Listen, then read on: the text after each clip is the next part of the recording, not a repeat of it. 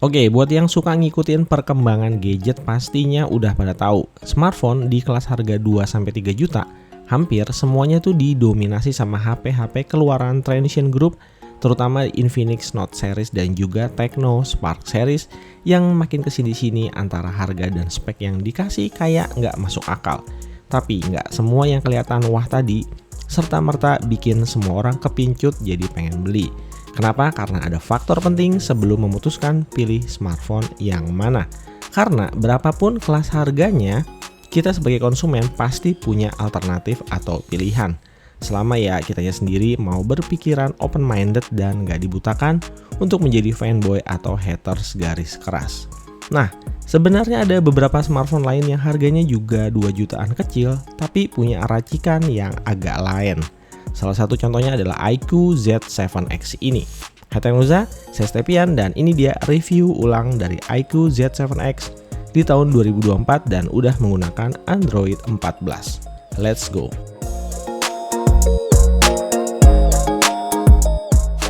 Kalau cuma dibandingin sekilas doang, HP ini tuh kayaknya cupu banget ya. HP-HP sekarang di harga 2 jutaan kecil, layarnya udah pakai AMOLED. Nah, iQOO Z7X ini justru malah pakai layar IPS yang kesannya jadul. Padahal kalau kita bedah lebih dalam, sebenarnya smartphone ini nggak secupu yang kalian kira. Buat yang nggak percaya, sini-sini, tonton terus videonya. Yang pertama, langsung aja to the point, kita bahas chipsetnya dulu. Nah, HP lain di range harga segini, mayoritas 99% pakai MediaTek Helio G99. Ini emang bukan chipset baru ya. Makanya di tahun 2024 namanya itu sengaja di refresh. Ditambahin dikit-dikit lah akhiran Ultra atau akhiran Ultimate. Padahal mah ya hampir nggak ada bedanya sama sekali. Konsep penyegarannya sama kayak Dimensity 1300 yang di rename jadi Dimensity 8050. Namanya diganti tapi isinya ya sama-sama aja. Oke, saya nggak bilang chipset ini jelek ya. Dari pengalaman saya pribadi, chipset ini bisa dibilang dia tuh ada di batas aman performa untuk skala menengah termasuk dipakai gaming. Yang jadi catatan pentingnya SoC-nya ini belum support jaringan 5G alias dia tuh masih 4G. Nah soal yang ini saya yakin banyak user di luar sana yang masih tutup mata dan beranggapan elah bang, di Indonesia kan jaringan 5G masih jarang. Boro-boro 5G orang internet 4G aja masih suka lemot. Ini Indonesia, negara kita tercinta. 2-3 tahun ke depan, belum tentu semua wilayah di Jabodetabek ke-cover sama sinyal 5G. Dan itu dia jawaban kenapa masih banyak smartphone 4G yang dirilis resmi di Indonesia dan ya laku-laku aja. Pastinya ini semua beda cerita kalau jaringan 5G udah merata di Indonesia. Chipset Snapdragon 695 di iQOO Z7X sebenarnya masih mirip-mirip juga kayak Helio G99. Umurnya juga udah 2 tahunan tapi bedanya jelas ya, ini SoC 5G dan dia tuh ada di kelas Snapdragon 600 series yang terkenal powerful, stabil, dan irit daya.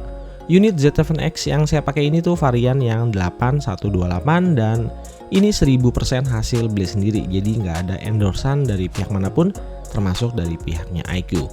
Nah selama hampir 4 bulanan ini saya sama sekali nggak nemu komplainan yang berarti soal performa HP ini. Buat aktivitas harian mulai dari yang ringan-ringan kayak sosial media, multitasking, bahkan sampai ke aktivitas editing video atau mau dipakai gaming sekalipun semuanya so far cukup memuaskan. Apalagi sekarang udah pakai Vantage OS versi 14 berbasis Android 14 dan yang pastinya no iklan-iklan klub. Antutu skornya bisa bertahan di angka 450 ribuan poin. Terus skor CPU throttlingnya juga bagus, bisa mendekati angka 90% dan yang pasti sepanjang pengetesan nggak ada tuh gejala overheating. Sebelum main game jangan lupa nyalain Monster Mode supaya pengalaman gamingnya bisa lebih maksimal. Buat game sejuta umat kayak Mobile Legends settingan maksimalnya saat ini masih belum bisa rata kanan ya. Tapi so far main di super aja rata-rata FPS-nya bisa dapat di 85 FPS. Jadi ya segini aja sih udah lebih dari cukup buat nge-push rank berjam-jam. Kita lanjut ke Genshin Impact. Dengan settingan grafis medium rata-rata FPS-nya masih bisa dapat di angka 30-an FPS. Masih cukup playable termasuk ketika battle dengan skenario musuh yang kompleks. Kalau mau dapetin yang lebih smooth lagi, kita bisa turunin grafisnya satu tingkat ke posisi low. tentunya dengan konsekuensi ngorbanin visual dan image quality. Sayang banget sampai hari ini PUBG Mobile masih jadi kelemahan di HP ini ya. Dia belum bisa main di frame rate 60 fps, soalnya settingan smooth ekstrimnya masih belum dibuka dari pihak developer game. Intinya, kalau soal performa dan stability sih saya boleh taruhan deh. Bakalan pilih Snapdragon 695 daripada pakai Helio G99 untuk kelas harganya. Performa udah semakin bagus, sekarang gimana nih soal daya tahan baterai dan charging speed? Nah, di sini nih gokilnya iQOO Z7X. Serasa nggak puas dengan ngasih baterai badak 6000 mAh, iQOO Z7X juga punya flash charger andalannya Vivo Group. Chargernya ini bukan kaleng-kaleng ya, daya outputnya itu di 80 watt. Jauh lebih tinggi daripada kompetitornya yang mainnya masih di 45 sampai 67 watt. Pokoknya dalam sekali colok aja sampai full, dia tuh cuma butuh waktu pengecasan 50 menit doang. Baterai 6000 mAh termasuk ke dalam kategori irit banget. Bisa dipakai sampai 2 harian dalam kondisi pemakaian yang casual dengan koneksi internet kombinasi dengan wifi seluler. Kalau mau digeber di pemakaian ekstrim sekalipun, SOT-nya masih bisa sanggup dapat 8 jam. Itu pun masih ada sisa baterai di belasan persen. Oke, selain spek dan chipset, ada 2 faktor lain yang gak kalah penting untuk ngasih pengalaman terbaik menggunakan smartphone Android. Yang pertama adalah UI dan yang kedua adalah dukungan update jangka panjang. Untuk UI terfavorit saya pribadi tetap akan pilih One UI-nya Samsung. Nah, untuk tier di bawahnya ada UI besutan dari BBK Group termasuk Vantage OS versi 14 terbaru ini. Tampilan UI desainnya itu dinamis, familiar, dan user friendly. Gampang banget buat di customize, enak buat dipakai bermultitasking, dan yang pasti UI-nya itu ringan dan juga responsif, walaupun kapasitas RAM-nya masih standar 8 GB. Cukup puas lah sama performanya, terutama setelah fitur floating Windows-nya udah diadain. Nah, buat ngebantu kita untuk bisa selalu dapetin performa terbaik, iQOO Z7X ini punya fitur iManager bawaan yang isinya lengkap banget mulai dari phone management sampai ke utility tools. Walaupun ya tetap aja ya, masih ada kurangnya. Sistem file di Vantage OS ini menurut saya sih agak kegedean dibandingin UI dari brand sebelah. Di sini tuh besaran filenya bisa nyentuh sampai 21 GB. Buat yang butuh extra storage, tenang aja, untungnya di sini kita masih bisa expand via memory card. Sementara untuk jatah update OS-nya, iQOO Z7X ini akan nerima 2 kali kenaikan OS Android. Dia start dari Android 13, sekarang di Android 14, dan selanjutnya masih akan disupport sampai nanti di Android 15. Nah, gimana tuh sama brand Nix dan Nono yang rajin banget ngerilis HP murah, tapi selalu aja nggak ada kejelasan soal update software. Kalau kalian bukan tipe orang yang setahun sekali ganti HP, coba deh perhatiin baik-baik untuk 2 poin ini sebelum memutuskan untuk beli smartphone. Kalau mau dibandingin mentah-mentah, layarnya iQOO Z7X ini emang kelihatannya ketinggalan banget. Masa sih udah 2024 masih pakai layar IPS? Ini jelas emang sebuah kekurangan, tapi di sisi lain sebenarnya kita bisa ngelihat juga sisi kelebihan. Pertama, layar IPS Full HD Plus-nya bagus banget. Visual dan reproduksi warna yang keluar bisa kelihatan tajam dengan saturasi warna yang tinggi. Tingkat color gambutnya aja ada di level 100% DCI-P3.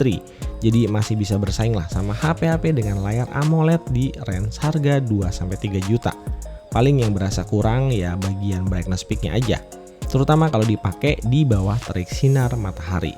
Masih bisa kelihatan, tapi nggak seterang di layar AMOLED. Kelebihan lainnya di iQOO Z7X ini optimalisasi antara hardware layar dan software, bikin respon layar sentuhnya itu jadi berasa gesit banget di ujung-ujung jari. Kalau dari pihak iQOO-nya sendiri sih, ini diklaim touch sampling rate-nya tuh bisa di boost sampai 1200 Hz. Saya nggak tahu dan nggak bisa buktiin angkanya bener atau enggak. Tapi yang jelas, layarnya ini bener-bener enak dan salah satu yang terbaik untuk di kelas HP 2 jutaan. Pokoknya sat. Buat yang kerjaannya mayoritas di lapangan, kayaknya juga udah pada tahu kalau layar jenis IPS relatif lebih tahan banting dan nggak seringkih layar AMOLED yang punya penyakit kronis seperti shadow dan juga green line. Kalaupun rusak, harga spare part layarnya di service center resmi masih terjangkau. Atau kalau mau yang lebih murah lagi, bisa beli spare part yang OEM. Oke, terakhir kita tutup di sektor kamera. Apakah ada peningkatan setelah update ke Android 14? Ya, saya coba spill tipis-tipis dulu aja. Karena emang sektor kamera di iQOO Z7X ini ya cuma ngandelin kamera utamanya aja. Sama lah kayak mayoritas HP-HP sejenis yang nggak punya lensa ultrawide. Buat yang mungkin kurang puas dan suka oprek-oprek, mungkin Gcam jadi opsi yang menarik buat ngeboost kualitas kameranya. Gampang dicari kok, ini kan dia pakai ISP dari Snapdragon. So far ini dia beberapa sampel foto dan video dari kameranya iQOO Z7X. Check this out.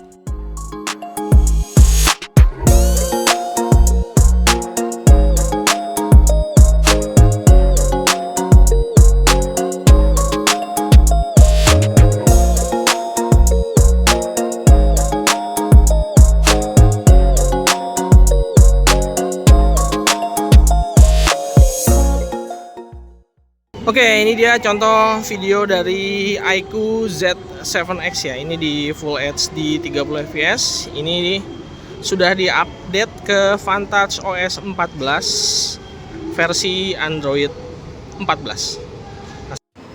Oke, sementara ini dia video kamera depan ya. Video kamera depannya dia mentok 1080 30 fps.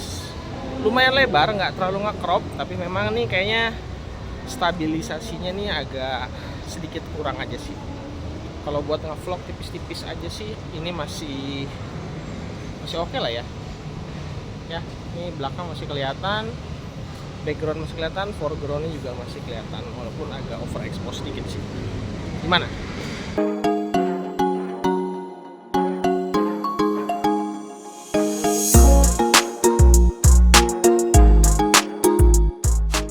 Oke, secara overall pilihan smartphone bagus di range harga 2 jutaan emang jadinya ada banyak banget di pasar saat ini. Beberapa brand bahkan sampai ngasih fitur yang tumpah-tumpah kemana-mana.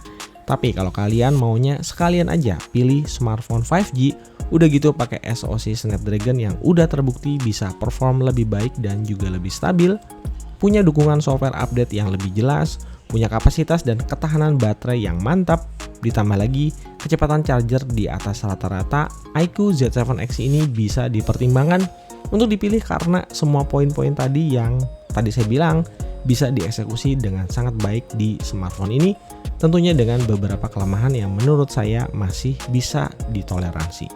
Sekian video kali ini, like dan subscribe channel ini kalau dirasa bermanfaat. Sampai ketemu lagi di video-video berikutnya. Adios and permios. Hateng Nusa pamit and bye-bye.